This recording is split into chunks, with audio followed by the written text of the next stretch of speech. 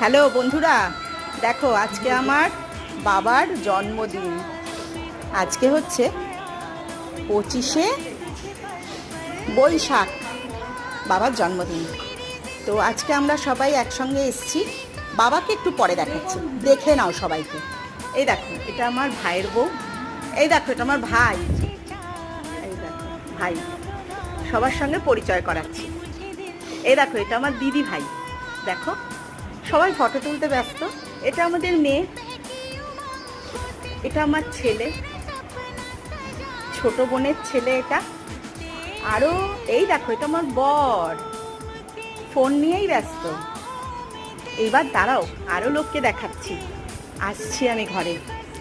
এই দরজাটা খুললাম, এই দেখো আমার বাবা।